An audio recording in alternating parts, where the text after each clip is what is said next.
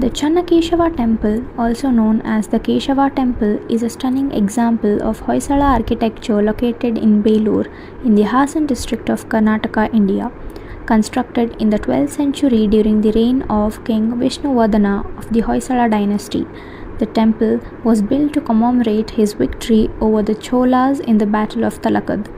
Dedicated to Lord Vishnu, the temple is renowned for its intricate carvings, detailed sculptures, and craftsmanship that reflect the peak of Hoysala artistry. The temple's name Channakeshava means handsome Vishnu, and it features numerous depictions of scenes from Hindu epics like Ramayana, Mahabharata, and Bhagavata Purana. The Channakeshava temple complex includes smaller shrines, ornate pillars, and elaborate friezes, all carved out of soapstone. Its star-shaped platform and latte-turned pillars are particularly notable architectural features, making it a masterpiece of medieval Indian temple architecture. Today, the temple stands not only as a religious center but also as a symbol of Karnataka's rich cultural heritage. Now, having the glance on gravity pillar, one of the most intriguing features of the Channakeshava temple in Belur is the gravity pillar, also known as the Mahadwara Stambha. This tall, intricately carved stone pillar stands near the temple entrance and is testament to the incredible engineering skills of the Hoysala craftsmen. What makes this pillar unique is that it is not anchored to the ground with any adhesive or support material. It is freestanding and perfectly balanced on a single point. According to the local tradition and observations, a thin sheet of paper can be passed between the base of the pillar and the platform, showing that it is almost floating above the ground. This engineering feat demonstrates the advanced knowledge of balance, weight distribution, and stone craftsmanship possessed by ancient Indian artisans over 900 years ago. Despite centuries of weathering and seismic activity, the gravity pillar has remained stable, inspiring awe in architects, engineers, and visitors alike. Moving on to Krishnan Pada, or footprints of Lord Krishna, is a revered feature within the Channakeshava temple.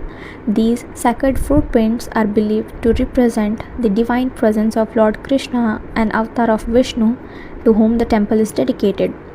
Carved into the stone floor of the temple, the Krishnan Pada serves as a symbolic reminder of Lord's earthly presence. Devotees believe that these footprints mark the sanctity of the space and are often seen bowing or offering prayers at the spot with deep reverence. In the context of temple rituals and symbolism, the presence of divine footprints is significant. It denotes the idea of God walking among devotees, blessing the temple and all who enter it. The footprints also reflect Bhakti tradition prominent in the Hoysala period, emphasizing a personal and emotional connection with the divine. The Krishnan Pada at Channakeshava temple continues to be a powerful focal point of spiritual seekers and adds to the temple's rich legacy of sacred and art devotion. Here's a detailed explanation of Mahabharata and Ramayana story carvings on the outer walls of the Channakeshava temple. The Channakeshava temple is not only a masterpiece of Hoysala architecture but also a stone canvas of Hindu mythology. One of its most captivating features is the detailed narrative carvings from the Ramayana and the Mahabharata, which adorn the outer walls of the temple. These carvings are arranged in horizontal friezes that wrap around the temple in a storytelling sequence like a stone storyboard. The artisans of the 12th century depicted these epic tales with such precision and artistic flair that even minute expression, costumes, and emotions are vividly captured. Scenes from the Ramayana include Dasharatha's court and the birth of Rama, Sita Swayamvara, the breaking of Shiva's bow, Rama's exile, the golden deer, and Sita's abduction, the building of the bridge to Lanka, that is Ramasetu, the battle with Ravana, and Sita's return. And the Mahabharata carvings are Bhishma on the bed of arrows, Arjuna receiving the Bhagavad Gita from Krishna, the dice game and Draupadi's humiliation, scenes from the Kurukshetra war, Bhima fighting Duryodhana with the mace.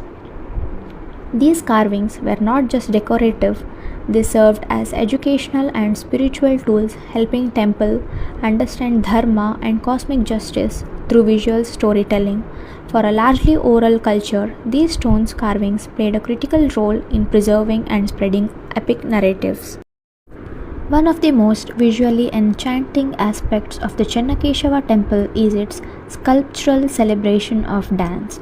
The temple walls are adorned with hundreds of intricately carved dancing figures showcasing the vibrant cultural life and artistic sophistication of Hoysala dynasty.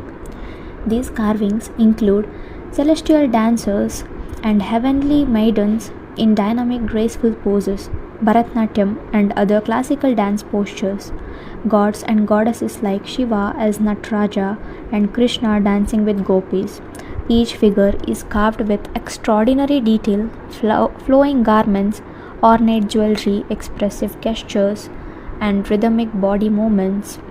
The Madanikas, the most famous among the dancing sculptures, are Madanikas or Salabhajanikas, found particularly on bracketed pillars inside the temple. These female forms are shown playing musical instruments, admiring themselves in the mirrors, dancing in rhythmic grace, engaged in everybody but beautifully idealized acts.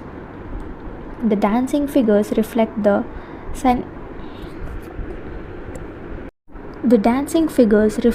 syncretic culture of the Hoysala court, which was patron of music, dance, and sculpture.